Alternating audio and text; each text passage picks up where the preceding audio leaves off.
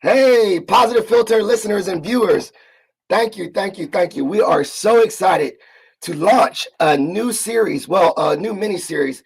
I'm going to give a lot of shout out to my friend and mentor, Samara.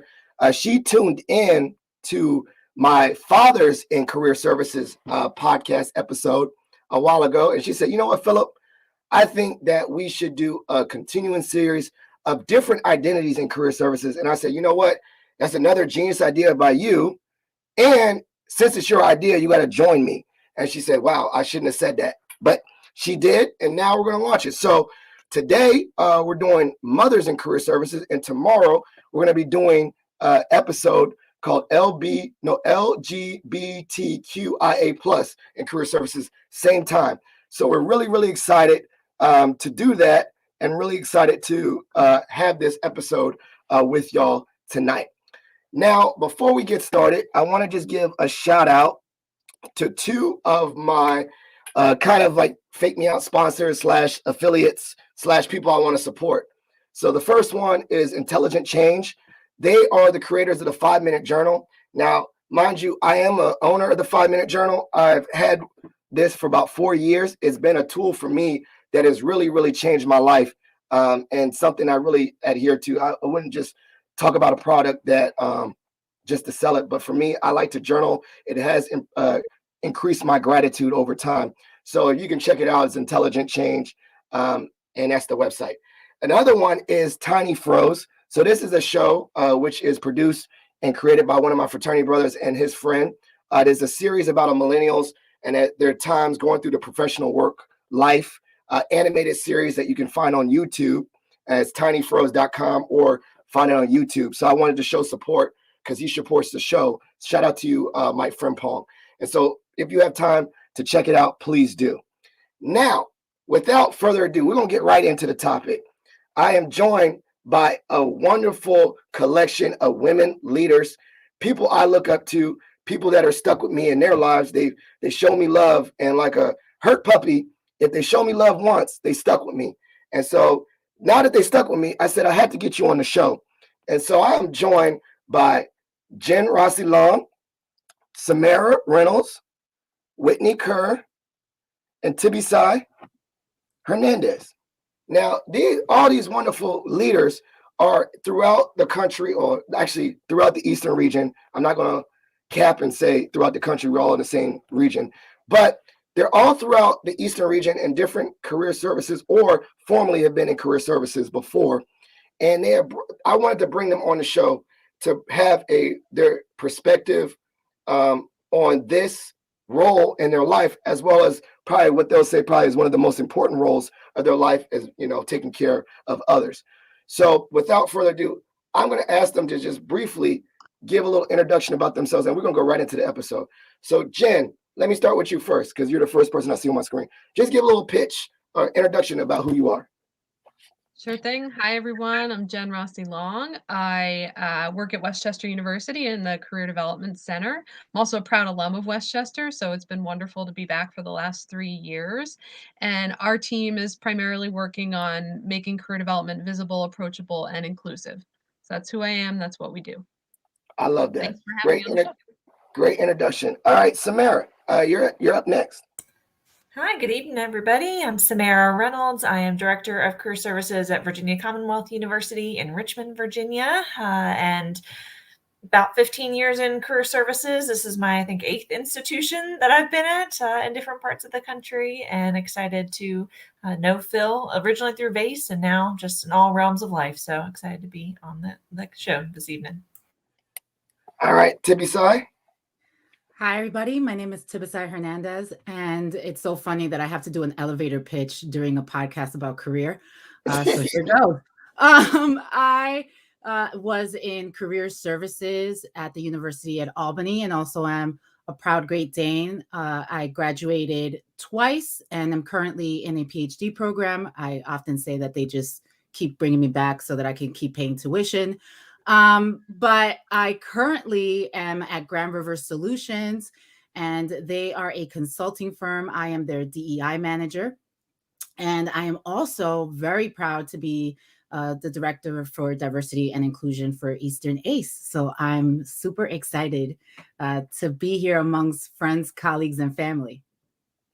And lastly, but not least, Whitney Kerr, my favorite finer woman of Zeta Phi Beta, which you can see in the background.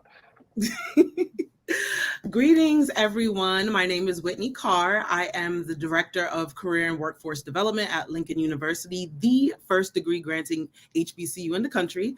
I'm new to Lincoln. I'm new to the university as a whole. I was previously at Drexel University as the serving as the senior co-op advisor for diversity, equity, and inclusion at the Steinbright Career Development Center. I am extremely happy to be here in this space with you all today. So I'm just going to hand it back to you, Phil. I don't need to go into too much. All right. Well, I'm just going to get right into it and then just kind of point guard. So I'm going to go with you, Whitney. In general, one of my first questions, do you believe that higher ed and specifically career services is mother friendly? Meaning that, you know, you're able to advance in your career such as you did as a director and still parent? Sure, yeah. So I feel like any field is friendly or as friendly as you make it, to be honest. If your goal is to advance in your career, nothing is going to stop you from doing so. If there's obstacles or barricades, roadblocks, whatever you want to call it, if you're confident in yourself and the goal that you set forth and are passionate about the role that you want to step into, nothing is going to stop you from achieving that goal, you know, and advancing in your career. And sometimes that may take looking at what your end goal is, what your goal in mind with your advancement, what it is, and pretty much looking at the path and maybe like remapping things, you know, making some adjustments so the road is less bumpy. But at the end of the day, if it's something that you want, you'll make it work. You'll make the space friendly for yourself. Well, I like that. You know, I think that's, you know, pivoted to my next question because I overheard that Samara said you were at 8 institutions, right? And so I want to, this is kind of a tricky question. What do you think was a more difficult transition, your different jobs or the transition into your role as motherhood? Because, you know, that's a lot of transition. Do you think that prepared you, all those different transitions career-wise? I would say the motherhood transition 100% was more difficult because everything else felt a lot more in my own control, right? Like I could decide when to stay or go, to accept an offer or not, to, you know, adapt or decide it was time to go. Whereas motherhood, you're in it. And regardless of if your kiddo's having a good day or a bad day, you are there to make it work. Yeah. And so and a follow-up question about that is then what skills have you learned in your career that you think is transferable to being a mother, and then vice versa? What roles and skills did you learn as a mother that you think is transferable to your role as a director? Lots of things. I think compassion and empathy and patience are all pieces that come to mind quickly. Sense of humor, which I'm always trying to develop, maybe easier in hindsight 2020, but I'm more decisive, I think, now as a mom than I was before, better in crisis situations, and having to just roll with it. And then maybe I process a little bit later, but being there for people when maybe they're stressed or having a tough day or a tough time or need somebody to make a choice, even if some of those situations might have been harder at other points in my career. So I think those are some of the pieces that are transferable to my role now. Yeah. And so, and I'm just going to keep on going around, and then I might ask a question for everyone and whoever wants to jump in, but I want to make sure everyone gets a chance to talk. But so Tibisai, you know, we met in the Zoom world. We met in COVID. I'm not going to embarrass you and talk about how we met. We all know that. But I don't get embarrassed, so it's fine. No, but with that being said, talk about this. You know, you're doing a lot. You're actually in a doctoral program currently. You're wearing many hats. How have you balanced those many hats, particularly in the world when we met like this COVID, right? When we meeting, and what I'm hearing from a lot of the work world, both fathers and mothers, that this has been work-life balance, work-life integration. There's no thing. It's now just work and life and just mixed together. So talk about all that infusion of your roles right now, and how do you prioritize and balance? Well, it's interesting because I went from working in an institution and then being bound to my home and then transitioning into a role in a company that was already remote pre-COVID. Mm. So, I really much really thought that the whole staying at home thing was going to be great and fun, but as an extroverted person, that need for human connection became something that I didn't really realize I was missing as much as I have been. I don't think that there's a balance. I think that some days I'm a great mom. Some days I'm a sucky mom. Some days I'm a great employee. Some days I'm a sucky employee. Some days I treat myself really well. And some months I treat myself like garbage. So it really doesn't feel like there's a balance. What I can say was that the beauty of the integration of everything during COVID has been that with the flexibility of putting personal boundaries on my time and saying, okay, I am going to be done at 5, even if I'm not fully done. I'm going to be done at 5. I'm going to make sure that I check in with my kids, that I have dinner with the family. And then if I have to go back and do a couple things, then I'll do that. But yeah, I definitely feel like there wasn't much of a balance. I try to give myself grace. I'm in a doctoral program. I was really holding on to 2022, I'll be done.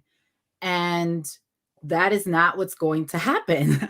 And I am okay with that. So giving up some of the control, I think as a type A personality, as a woman of color, as a Dominican woman, as a Latina, I have been pretty conditioned um, to overachieve.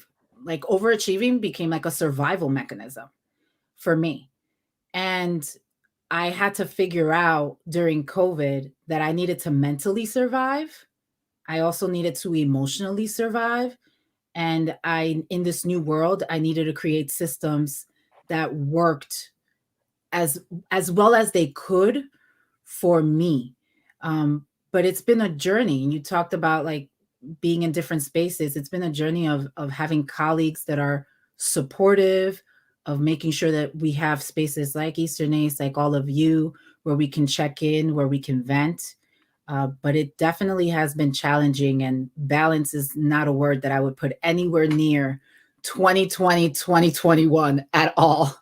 Right. I mean, I find like that. I find, I think there's similarities, and I think that there's been some connection between both fathers and mothers, but we can't ignore in regards to the Great Resignation and what's gone on in COVID, that disproportionately has affected mothers and working moms more than working fathers. Big fact, right? We're not gonna do that. We're not going to ignore the systematic, I guess, roles that have been placed on women and work. So this is my question for you, Jen.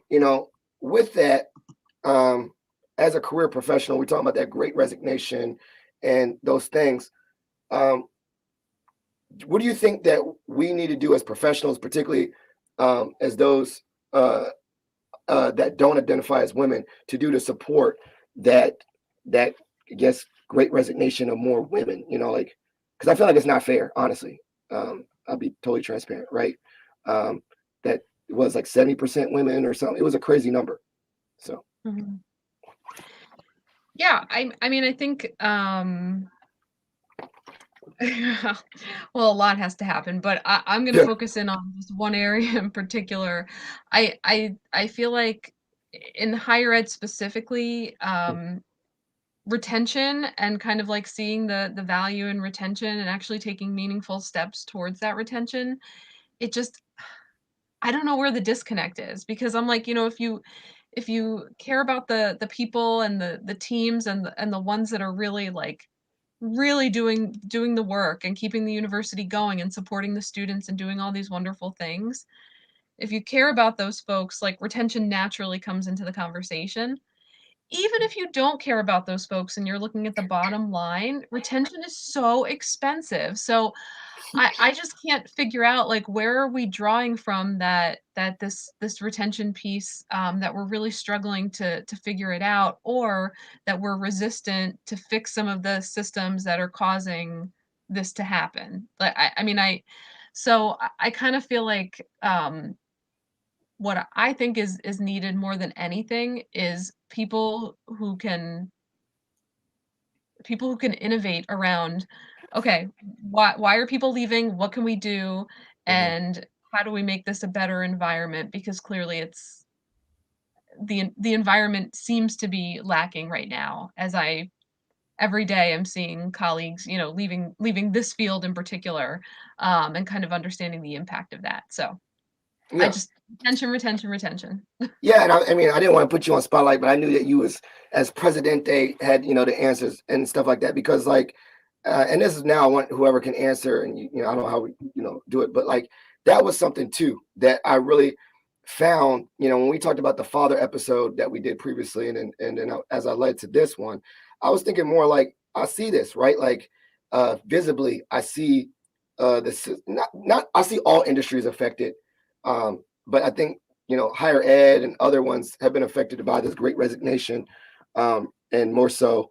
And then with that, I've seen even in my lens, I've seen a lot more mothers, like anecdotally, but also maybe factually leave. And I don't think that there's the same amount of pressure on fathers to leave. And so I don't know. I mean, and this is anecdotal. Maybe you all got some numbers and facts, but why do you think beyond in the retention and do you think that there is a patriarchal effect to this, or what do you think is going on? I think it was. I mean, 2020. I have a master's in education, curriculum development specifically. I had to teach 5th grade when COVID happened, and I just remember feeling so at a loss, and so much that like people just didn't kind of understand that I had to kind of take on this role, even with there being flexibility. There were just a lot of different factors that interplayed with my decision making, because I was a part of that great resignation. Every time you say great resignation, I'm like, you're talking about me. But one of the big things for me was seeing my husband be furloughed and thinking, I did everything that I could to get out of the Bronx. I did everything that American society told me I needed to do to be successful within American society.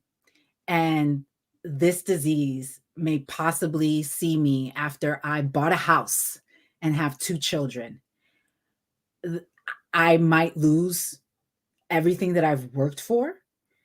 And it became a real numbers and cents type of a situation for me, where I was just like, I have to go to a situation where I can sustain a job that if one of us ends up losing our jobs, that the other one can provide and will be okay and will be afloat. So there was a lot of anxiety and a lot of fear. I remember the day that my husband got furloughed and just freaking out and calling my boss and saying, like, what am I going to do? There is no way that, as a millennial, everybody talks about the millennials and how much we complain about all these different things, but like, there wasn't a lot of savings. There's just not, right? And everybody, oh, you do it for the love of hire. Yes, there's a love component, but it became a survival component for me. And I think that was something that I felt really deeply as a woman, as a mother, as a woman of color, and also as a first generation student. I have family members that I have to make sure are also okay. And there's what I call the poverty tax that's associated to that, making sure that everybody that helped you get to where you are also can be at least okay as they're aging. And those are things that people weren't considering. Like, my parents got COVID, and I'm in Albany, they're in the middle of the Bronx. Like, there were so many things that I felt so resentful about, not having more means to be able to help my family. And that really was the defining factor for me of like, I have to do everything that I can to try to have a more stable financial situation for myself. Wow. I mean, that was very powerful. I almost at a loss for words because I was trying to think of something to say, but I was really focusing on that. And I think that probably resonated with some other people here. Maybe, share some, I mean, if anyone feels comfortable, does anyone else want to share share obstacles that they faced where there was a conflict between career and being a mother during COVID, and those conflicts that arose? If anyone feels, and whatever you feel comfortable sharing, because I know that was very tough. A lot of people, shout out for daycare, because those first couple months, even for me, Tibby saw it. I looked rough. I didn't cut my hair. I was wearing sweatpants all the time. I was running late to meet. I mean, it was a rough time the first couple months until I felt more comfortable to send my son to daycare. Even, I think I even felt that too. I was like, how am I going to do this? And then honestly, my wife's like, how am I going to do this? How are we both going to do this? So does anyone else want to share an obstacle that they faced, a real deal obstacle that they faced where there was a direct conflict of something very important to you, which is, your being a mom and a job, during this time? Sure. I'll go ahead and share. So in the beginning of the pandemic, I was working at Drexel. I was, just a regular co-op advisor. And, when the pandemic hit, everything pretty much shut down, including the schools, right? Campus shut down. My son's daycare was on campus. So he was here. The only thing is, while we physically didn't have to be there, we were still working. Our appointments weren't getting canceled. It was just getting rescheduled and pushed to a virtual setting. And that was really difficult to manage with a 4-year-old child that's on the spectrum, running around, taking off his clothes randomly, screaming in the camera and things like that. It was very, very difficult to manage. And I was truly stressed out. Things that I would have gotten done during the regular work day, I would not get to it until after he'd go to bed. So I'd be up at midnight trying to input, information, trying to make sure that I am not going, I'm not missing any type of deadlines, because Drexel is really, when it comes down to deadlines, you have to be on point. It was very difficult. My mental health was really in the trash at that point. And I didn't have anybody to rely on because my fiance, he works for UPS. So, they consider him an essential worker. So he was at work every single day. And it got really bad because everybody was ordering things and, I would not see him. He would come home after midnight. So I got to a point where I was like, I need to call somebody to take my son. The daycare didn't open for a while. I think it opened the fall semester, actually, or after the fall semester, because I was working with him when he first started pre-K. So I had to call my mom. I'm like, she works in K-12. The schools were completely shut down in New York. So she was at home chilling in her backyard in the gazebo. And I'm like, please take him. Can you please just watch him? This will be so much easier for you. So please. And she's like, yeah, I love my grandson. I'll take him and watch him so that I can at least sit and do my meetings without my child butt naked in the background, without the noises and the, throwing things and the complaints and things of that nature, and try and at least build up a schedule where I'm respecting my own personal boundaries. Unfortunately, that did not end up happening. To this day, I still haven't gotten back into the swing of things, even though I'm working 100% on campus now. But it was really, really difficult. And when I got him back, I was like, I don't know how I'm going to maintain him going to school virtually.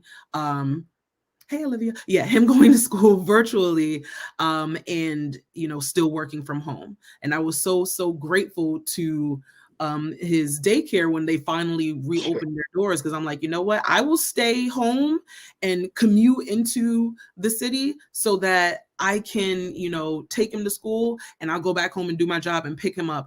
I'm fine with that. I'm fine with wasting the gas. But I couldn't handle it. It was just too much. I love that. And so I know, Samara, you got cut out early, so I want to ask my last question. So, you were able, leading a team, and I know that's a lot. I know there's other leaders and directors too, so I'm gonna ask this question.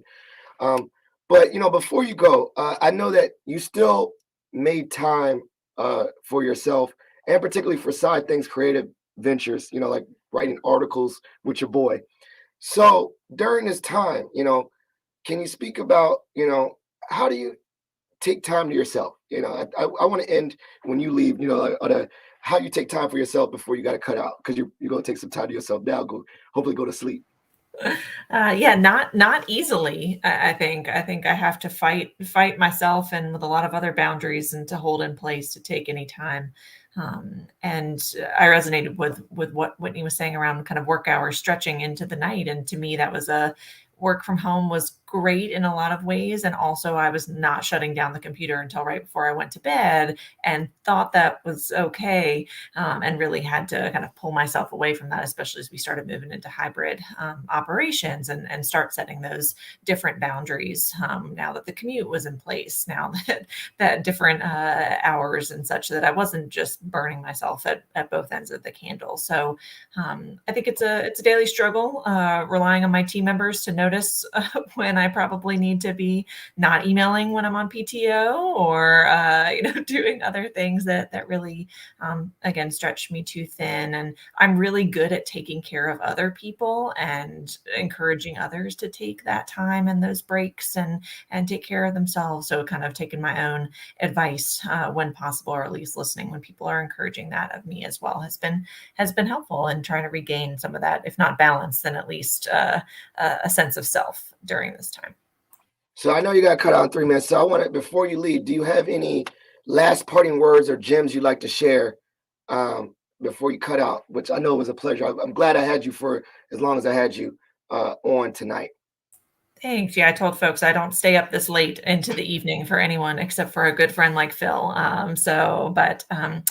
No, I think that my last parting thoughts is just to be a mom in career services. I think what makes it better or easier is having other leaders that talk about their families and kids, that honor that commitment, that respect that other part of your life, and the fact that you're a whole person. And so I try to do that in my work, and with and for others, and model that as well. But having this community to look to, and ideally anybody who's here who sees that as part of their life, or someone that they could support.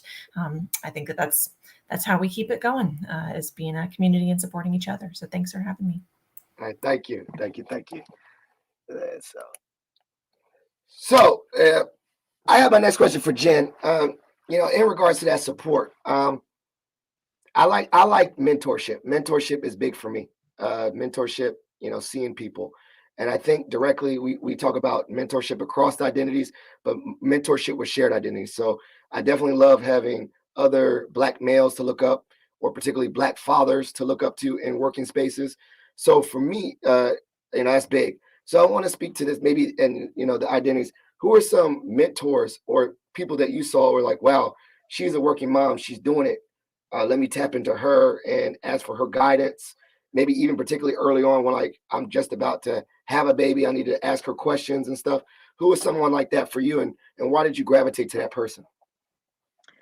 Yeah, so I'm probably the worst person to ask this question of, Oh, because I'm realizing that this is missing from my life very seriously. I mean, mentors are not missing from my life. I have some phenomenal mentors, but the actual mother mentor is a big gap for me right now. So, like, even in my close friend circle, my three very closest friends, we're talking about from like elementary school, um, none of them share my experience of being a working mom. So, two of them decided to leave the workforce when they had children.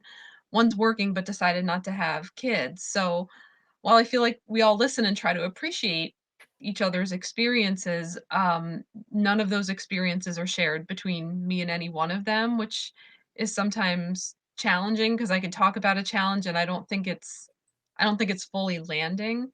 And when I Mhm. think about some of the other mentors that I have, which are really phenomenal people giving me great advice, um, none of them have children, Wow, which is really interesting. that's interesting. Um, yeah. So I am in the market for a mother There you go. mentor. There it is. There it is. Hey, there it is. Okay, how about this on the flip side? Because I know, okay, I know you don't have it, but I know people gravitate to you. Have you grabbed someone by the hand too? Like, a person that's asking you advice right now, or like, because I know you're a mentor, but I don't know if you have someone that's same identity as you to mentee or whatever you call it, to protege. You know the word I'm trying to go for. You know what I'm saying? Yeah, as it relates to parenting, Yeah. yeah, I'm thinking of one person in particular. Yes, and I'm happy to be in that role. But a lot of that is us sort of muddling through it together. So maybe we are co-mentors in that Yeah. space. Yeah. Just trying to figure it out, trying to work through frustrations and challenges, or just being like, yeah, what the heck was that? Like, what just happened this morning? So yes, I can think of yeah, at least one example where I'm in that role, but I feel like a lot of where people have like reached out and asked for mentorship or advice has been outside of the realm of motherhood, parenting, family, and more related to career. That's interesting. Do you think, okay, let me, and this could be open to everyone. Do you think that, I don't know, I literally, I don't know. Do you think it's a personality thing, or you think that's another patriarchal, matriarchal, like mom just assume that moms know how to mom and dads, I don't know. Because for me, and maybe this is a personality thing. When I was about to become a dad, I was scared, honestly. And so I was like, oh man, I'm not ready to do this, but I'm going to do it. Am I going to be good at it or not going to be good at it? And I literally started gravitating to dads that I knew were doing good jobs, and I grabbed them. I can shout him out right now, like Sam Hardman. He's out here. I like literally. I was thinking that sometimes they thought me and him was a partner because I was doing like hanging out with him and his kids on trips. You know what I'm saying? Like where's your wife at? No, it's my boy Philip. I'm riding around with the boys. And so that really helped me. And then understanding, like, I had these conversations where, if you were my mentor or mentee, I bring my whole thing. So like I need advice on careers, but I definitely say, hey, I need help with, how do you really, I'm trying to stay late for work, but I can't do late. Well, how do you balance that? I couldn't ignore in my advice getting that I had to ask questions about parenting.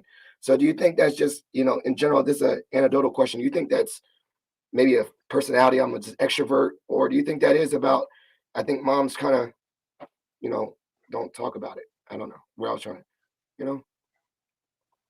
Whitney and Tibby, what do you think? Because I don't know. Yeah. I see. So I'm more introverted, and I'm thinking about my pregnancy and thinking about like in many ways I like to operate on like in that space, and ignorance is bliss, because I was like freaked out about the whole thing, like the whole thing. I didn't want to know Mhm. too much about what was going to happen in delivery. I didn't want to know too much about what was going to go down after that. I was definitely freaked out about it, but Hmm. I didn't do as good of a job of reaching out as I probably could have, and I don't know why that is. So I'm curious to hear from Hmm. others in the space. I didn't reach out to anybody.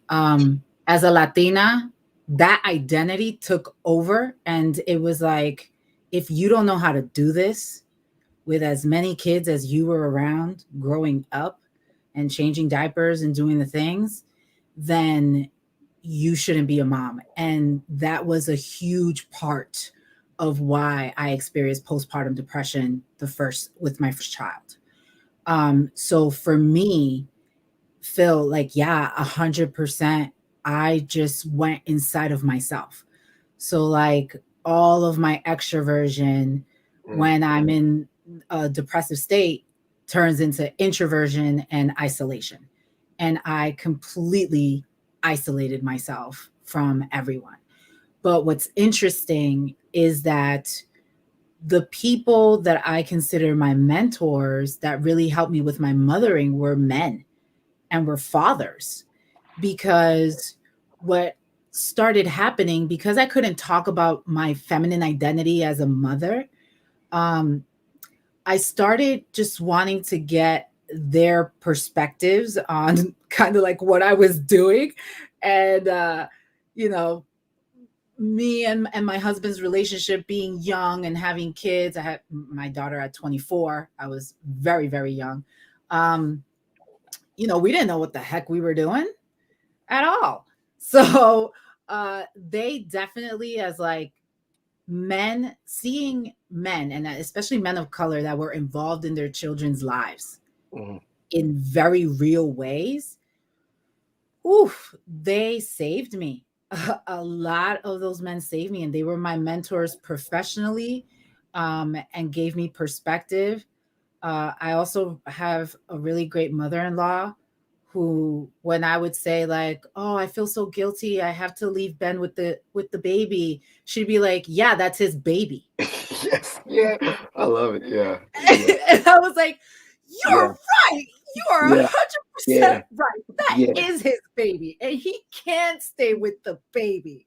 You know, like, but all those roles, those gender roles, like really, really, for my first child, bogged me down to where I didn't allow my husband to help me either. So having those men kind of say, "Yo, he got it. Like, you can go. He will change the diaper. She will not be broken. I promise when you get back." Yeah. That was extremely, extremely helpful to me. But I didn't want to feel, I've always been a caretaker, to put myself in a position where people who have known me for a long time see me struggle as a mother was a level of vulnerability that I was not comfortable with. That's interesting. I mean, that's interesting that you said that, because as a father, I still get, upset when someone says, like, uses the word, like, phrase like babysitting. Like, I'm not babysitting my kids. Like, what are you talking about? Like, no, these are my kids. And I think that is a patriarchal system and viewpoint. And then, I like that. I actually shout out to you that you said that. Like, I think I took a lot of pride in talking about being a dad and being a dad, and we talk about it with my boys, and I don't know. I don't know if that's just I think the generational thing, but like, I definitely talk about it a lot. I think almost that gives me an opportunity to talk to the women at work, because I'm surrounded by women at work.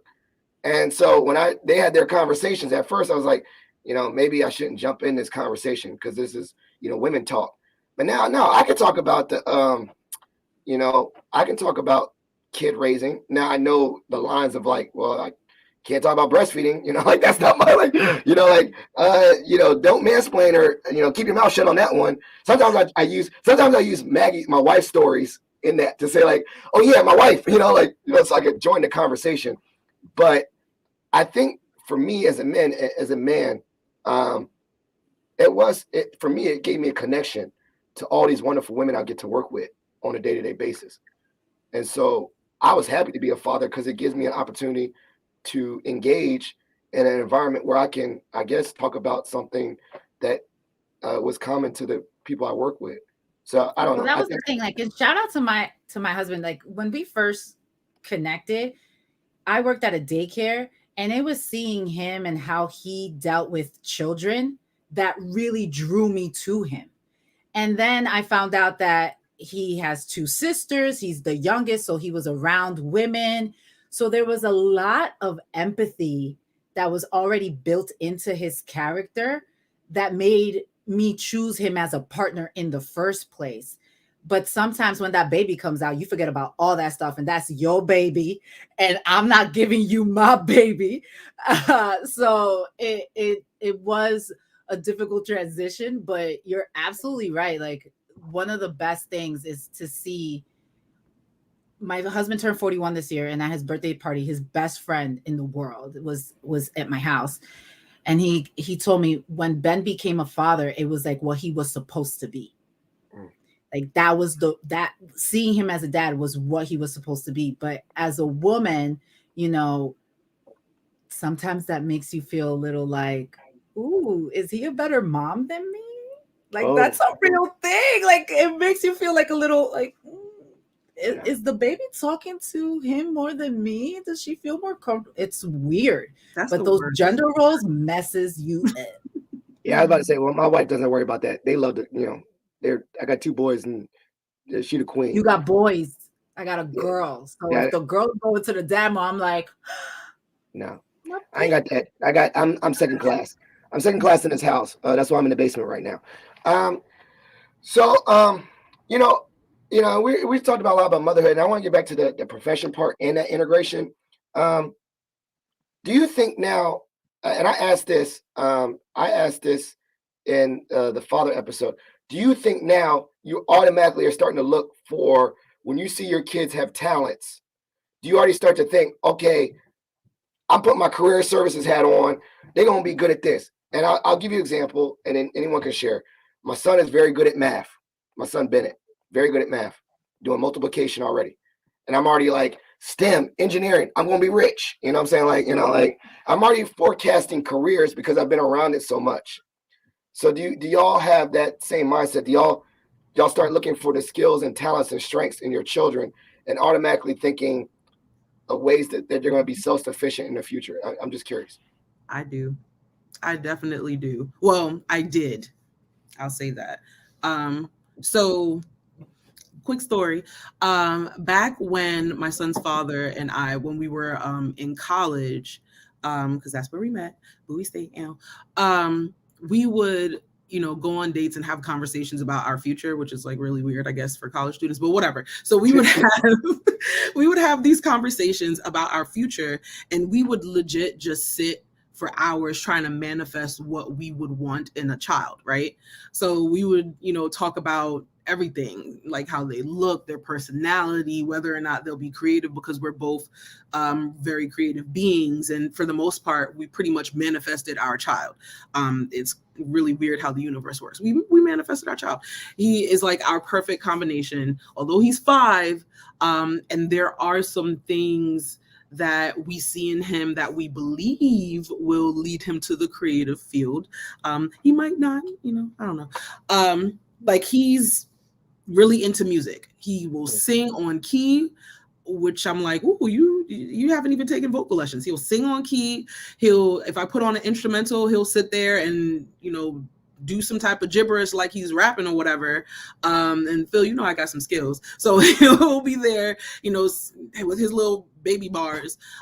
He loves to dance, and, he's very dramatic. So I'm like, maybe you're going to be an actor. I'm definitely going to be rich. Maybe you're going to be a rapper. I'm really going to be rich. Maybe you're going to be a singer. Yes, this whole family about to have bank.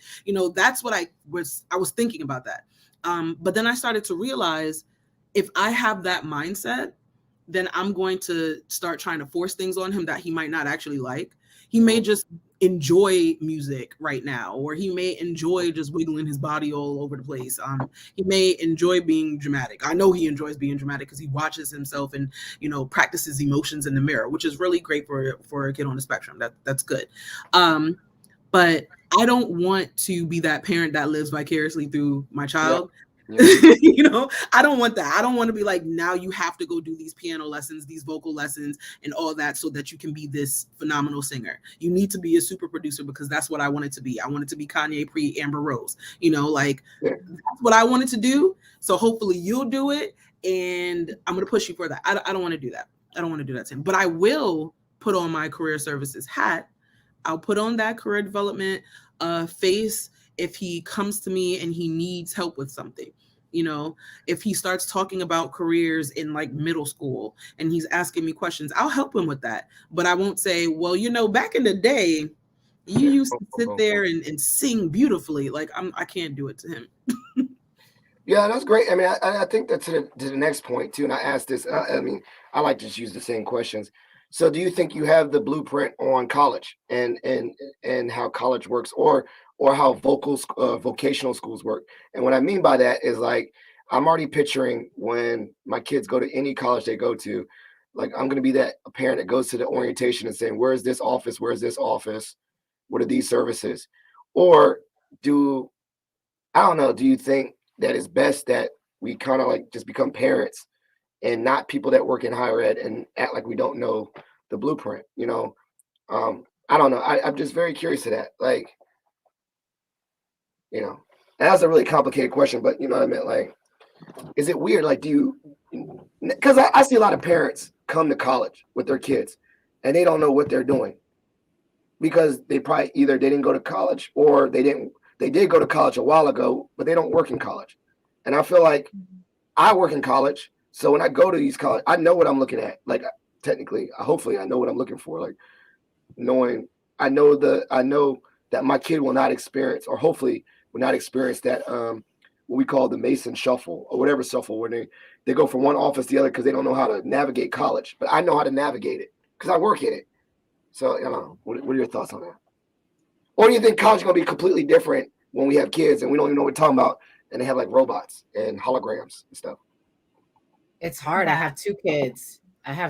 So like for Adrian, for my son, I feel like definitely he would allow me to and let me in. He's 6, by the way, and I'm talking about his college. Like, Yeah.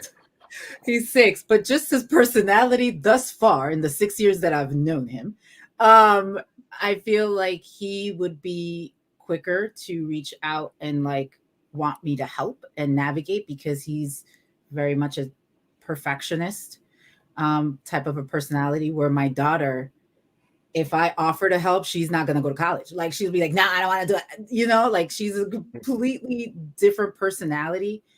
I want to let her lead more of the decision making. She's 12, so she's closer to the college realm. I think for me, getting into career services, I always told my students, I'm being nice to you so that I get a lot of good karma, so that when somebody needs to be nice to my child, that they're nice to my child. Yeah. So this is purely a selfish act, me being an amazing educator and administrator in college, because I'm just looking for all the karma points that I can for my babies. I don't want to be that person to navigate my child. I don't think that ever works. I want them to be able to identify. I want to be a good enough role model and place my children around quality people so that they can identify who quality people are and can feel confident in reaching out for help from those people. Because to be honest, Phil, like the parent that you just described is the parent that I hated. Yeah. I hated the parent that wanted to like sit in the resume like appointment with the kid, or like, can I go in the interview with the recruiter and just explain no, you can go away. Look at Like, what? Are you also going to call in if they get the job and they're sick? Mom, like what? No, so I truly don't ever want to be that parent. I just want to give my kids enough love and not suffocate them, that when they feel like they have completely gotten lost, that they know that they can travel back to me and that I will do everything that I can to help them get on the path. But I need them to I need them to fall, because that's the only way that they're going to figure out how to get up. Like, it's great. I'll send them off to college and I'll do all this stuff and supporting them.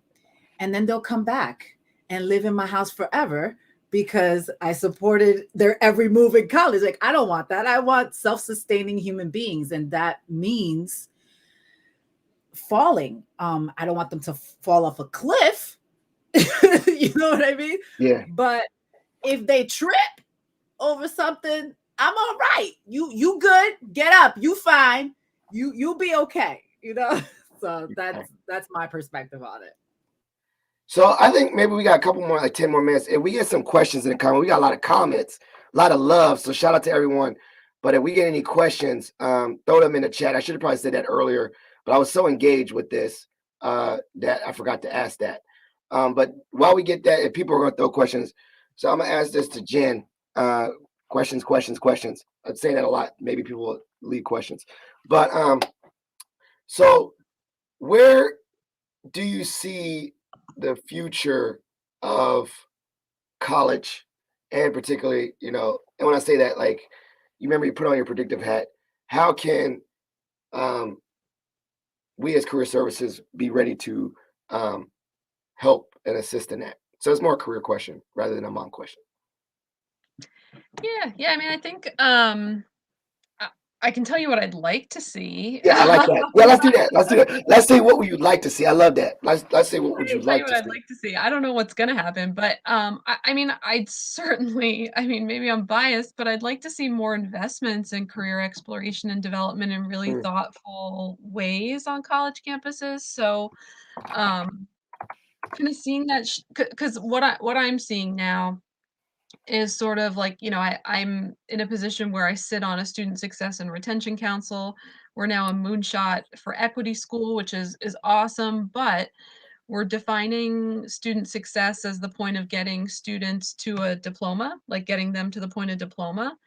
And I don't think that that actually matters if then they're going to hit a job market where they're encountering bias and all kinds of other barriers. Like then what does that diploma or that degree actually mean? What does it actually translate to? And so I would love to see more investment in like partnerships with employers and organizations in terms of making sure that, okay, we're making sure the students are career ready. We're also going to make sure that you as the employer are career ready. You are ready to receive these students. You're ready to provide the environments that they need to thrive and to be successful. Because to me, if we're just getting them to the point of the diploma, I mean, I get that that's what career services does now, right? We kind of help them launch into that first job, and then sometimes they come back for multiple jobs. But I kind of feel like again, we're somewhat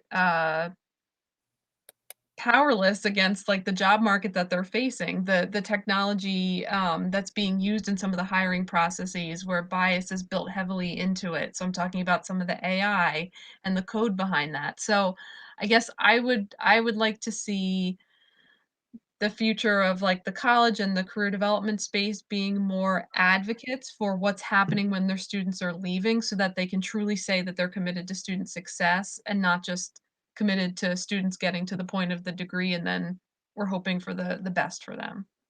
I love it. And so maybe my follow up too, was hoping for the best. Let's say in that scenario that doesn't happen, the thing that you don't want to see. What do you think we can do at home to still, it's like almost that safety net. What do you think we can do at home to like at least set our kids up when we know maybe an external environment is not providing that? Because I think I think idealistically it's great, but then I sometimes be like, but the world is the world, so let me protect and I don't know, try my best at home. So what do you think we could do as parents to do that? Well, I think I know something just that I've observed. Like, I think that it's way easier for a student to look at a job posting and say, "Okay, I think I have the skill to do this. I can do the things that they're asking me to do." Or you can look at a job posting and you can say, "Yeah, this sounds interesting. So I think I'm interested in applying."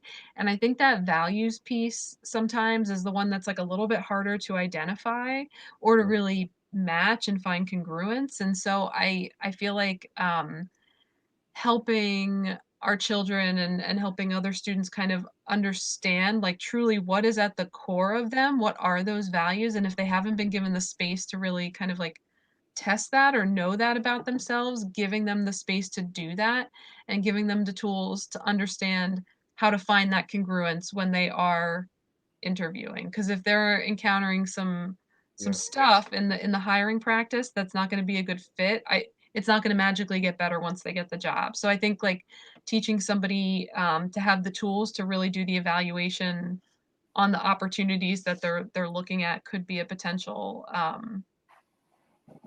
tool for them. I love that. I was thinking about that too, like the values. And I think now that I gravitated to, like maybe those are conversations where like maybe if my parent not not the my parents thing, but like thinking about like, wow, like maybe at the dinner table instead of talking about salaries and stuff, we were talking about like, do you really like helping people? That's a value thing, right? And then so then you're more affirmed in yourself that like, okay, well, I know at least at the core of my job, I'm helping people or doing this or, because I thought, sometimes the shaping of a fruitful career was prestige or titles and money and just from growing up And now I'm seeing a lens that maybe those value conversations could have been helpful. So I think I'm glad you brought that up, because I think that's something that we can actually, you don't know numbers and money, but you can talk about things that are important to value wise at home. So I think that's a great question. Well, we didn't get any questions. We just got more comments. People are just really resonating with what you're saying. I think y'all nailing so much they don't want to ask nothing. So what I'll say with the last 5 minutes, let's do this. As we did, some of y'all have been on my episodes with Bob and Phil. We dropped the gym, so we're just going to use that same mindset. If this, we spent an hour together, and I really appreciate it. If someone jumped in at the last minute and they missed everything you said, and you want to leave them with one nugget before you bounce, what would that be? And so I don't know. I'll let y'all do y'all thinking face, because while y'all doing y'all thinking face, I'm just going to do another plug for 5 Minute Journal. Please check them out. Intelligent Change, and then Tiny Froze. I told them I was going to shout them out twice in this podcast, so I did. These are great things. The 5 Minute Journal is a tool that I use for gratitude, and Tiny Froze is a show that is on YouTube, animated show that one of my fraternity brothers does. I wanted to show them some love. Hopefully that gave you enough time. I know that was a quick plug. So now that I can take that off, who wants to go first with the last minute gem before we wrap up? I can get one. My last minute gem is surround yourself with good people that will spend time on a Wednesday night at 9:00 when they could go to sleep and support your creative endeavors, which y'all doing. So my gem is surround yourself with good people that support you, but whatever also offer that I'm probably going to owe them all something later on in life. So now I have to be ready to return the favor. So always be ready to give when you receive. That's my gem. I thought that was a pretty good one, if I say so myself. All right, Jen, what's your last gem?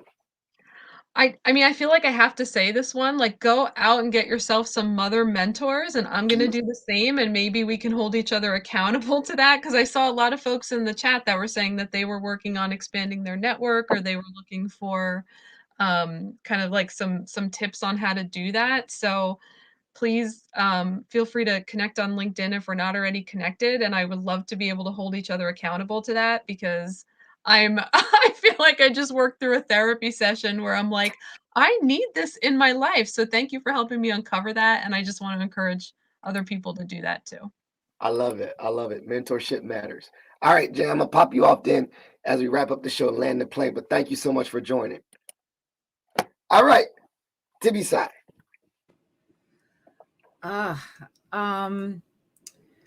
I think be confident in the fact that you're a good person and that the good things that you have to offer will transition into your child. You have to believe in the fact that they are going to take away those values that we were talking about, and sitting around the table and being able to give your children those values.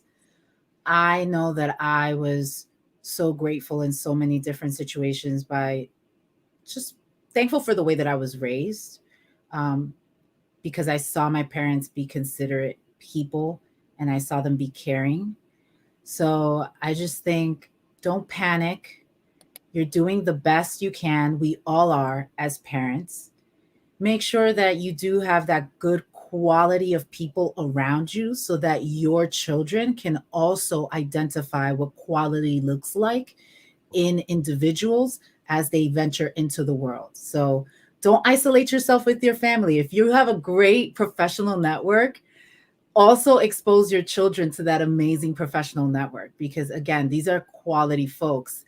And this is still the United States of America. So one of the things that I would do is use my networks for internships for my kids. So all of you will be tapped for internships and opportunities.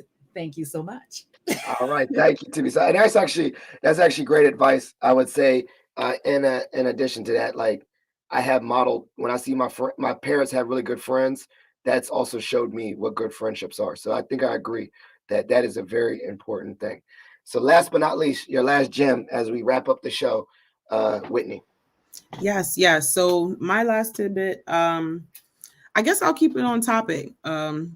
mothers in career services, value us, value us, value moms, value dads, value parents in general, because we are definitely a guiding light, and we could provide so much support and guidance to help empower students, our children, to be successful in whatever pathways they choose to take. So definitely value us. That's all I gotta say. Well, I definitely value you, and thank you so much for spending your time tonight. So thank you, ladies and gentlemen. I really am happy to have such a collection of wonderful people.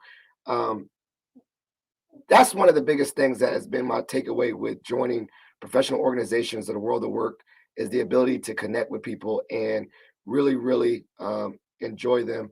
So as I said earlier, please join us tomorrow. We'll be doing another series with LGBTQIA plus in career services. There's been a great series to see how these different identities show up in work and really get to know people. And I really appreciate all those that joined in. If you are a fan of the podcast, I will be posting the audio for those that are audio learners on iTunes, Spotify, and all that on Friday. So keep a lookout for that as well. You can also come back and look at this video. This is, while this live chat ends, it's still able to be seen later. And I want to thank my wonderful guests, Jen Rossi Long, Whitney Kerr, Tibisai Hernandez, and Samara Reynolds for joining me tonight. Thank you so much. And thank you, everyone, and take care.